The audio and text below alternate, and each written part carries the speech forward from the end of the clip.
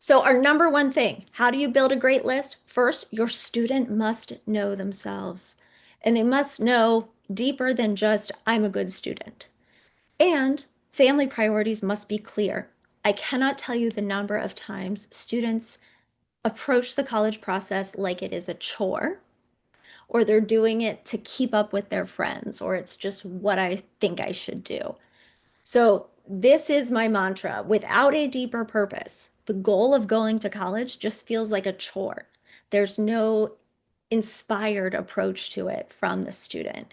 And then it becomes a chore, and that's how they view the whole thing. This is an opportunity, but it's only viewed as an opportunity most often when a student is really clear on who they are and they understand themselves really well. So, too often, college is the foregone conclusion with families. They're just, my kid's going to college. But that's often without a realistic and objective assessment of your students' strengths, their interests, their learning styles, what they value, how ready they are. Do they even want to attend college? And a lot of students, when I finally get a chance to talk to them, and maybe parents aren't in the conversation, these conversations can get very rich and very interesting very fast. Parental expectations can very much as yeah, I'm a parent too, and I'm a well-meaning parent, but they can block sometimes the student getting honest with themselves because they want to please their parent. They want to do what their parent thinks they should do. But then in the process, it becomes not so much about truly what they want. So, cultivating your child's introspection, having conversations with them about what they like. Why do they like it? How have you noticed that you learn best? You do really well in small group discussion. You thrive when people know your name and know who you are, and you know you have a presence in your school. So, reflecting these things that you've recognized to your student, having conversations about it, asking them some of these tough questions, and having conversations with them about how they see themselves and their future. We have a great resource here. It's referenced at the end for you. It's a self-survey that students can take, and it asks them questions about they rate themselves on how excited they feel for the future, for college, how strong they think their study skills are, things like that. So it's assessing readiness along the way. And you can use that as a springboard for conversation. That same survey talks about why does a student want to go to college? And asking your student these questions or having them read through it. Maybe all of these are why, maybe only one or two are why, but this can start the conversation that can start shaping the list. What's your purpose? Why do you want to go to college? It's such a big investment, as Joe says all the time. And it is too big of an investment of time and money and mental and emotional energy to not be thoughtful and intentional about why we're going. Not just because it's what you should do, as so many parents and students just tell me, oh, it's just what everybody does. Oh, no, no, no. Why is it for you? So, asking your student, and if you're a student on here, asking yourself, how do I learn best? Is it listening, reading, discussion, hands-on, immersion? There's colleges that specifically are geared toward different ways students learn. So if they know this about themselves, then their college list can be specific to these learning styles. Do they need structure and guidelines? Do they like a rubric? Do they like to know exactly what the targets are? Okay, I need this many of this type of class, this many of this type of class. Or do you have a student who really prefers to be self-directed? They want to dabble in a lot of different interesting disciplines. What do they value? Close relationships. That's something different in terms of connectedness with professors and peers at a smaller school than at much larger schools. Do they care about sustainability? There are some colleges and universities that are all in on that. There's others that aren't. Is teamwork important and collaboration or competition?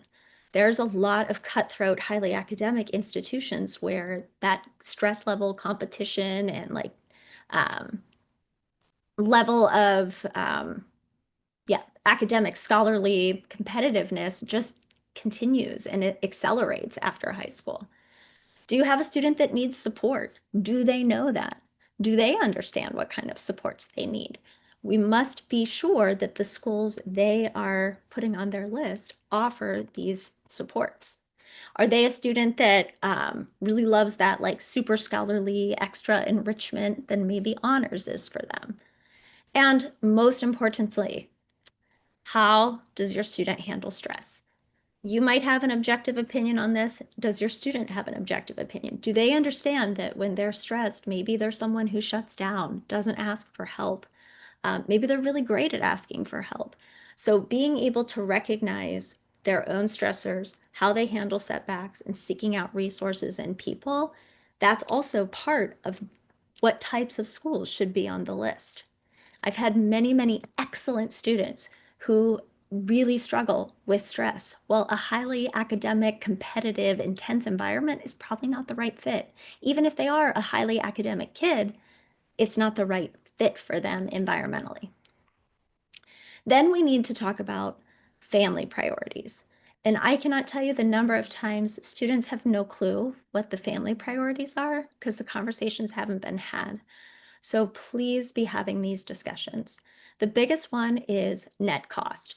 What is a comfortable net cost for you and your family? The net cost is the cost of attendance. So that's all in tuition, housing, food, fees, cost of attendance, minus any aid, whether that's need-based aid or merit aid. It's essentially what you pay per year.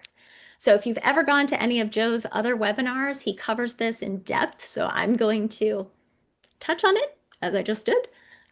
And now I'm going to go over here and talk about the rest of it.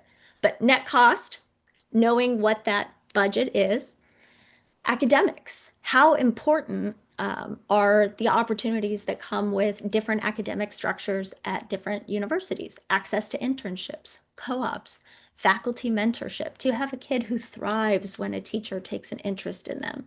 Well, there are some schools where faculty student research and partnerships are really emphasized. Other schools, it's not. Reputation and prestige. So it could be reputation of a specific major at this school or the overall institution. I'll tell you, of all the family priorities, this does seem to be the one sometimes that students are very aware of. My parents really want me to get into, wait for it, a good school. We're going to talk about that here in a minute. But have family discussions around these priorities. Fit and experience. What kind of experience does your student want? What do you think would be a good fit for them? So I mentioned before, educational culture, competitive, collaborative, creative, school spirit. What are the things that your student wants that are part of the experiences outside of the classroom? And a big one that parents especially focus on, job placement, alumni network, return on investment. So how important are all of these? Is it about the experience and the cost? Is it about the reputation and the academics? Being really clear about what the tier, what the rank order is of priorities with your student is so important when you're going in to build the list. There is no perfect, Cinderella slipper, one size fits, all this criteria. There's never going to be the perfect one that's going to check every single box all of the time. So it's important to know what are the priorities, what are my must-haves, and what are the like would be nice. And then as parents, and we do this all the time. We do it from the moment our child starts learning that there's a bigger world out there. What's the vibe? Are we dealing with push energy or is your child dealing with pull energy? So this is what I mean about this process and being intentional and having conversations with your student and being objective and realistic. If you find that you are this little person over here pushing your student, the boulder, up the hill in this process, and that's you a majority of the time, that, in my opinion, I've seen it too many times, that is a warning sign that your student is not taking ownership of this and is possibly not ready yet. And might they start later than the other students? Yeah, that might mean they take a semester off. But it's so important that your student be engaged and be a part of this process because this is such a big investment and so much time and energy. We want them to be pulled forward by something. We want them to be compelled to be investigating options for their future and excited about options for their future rather than being pushed up the hill.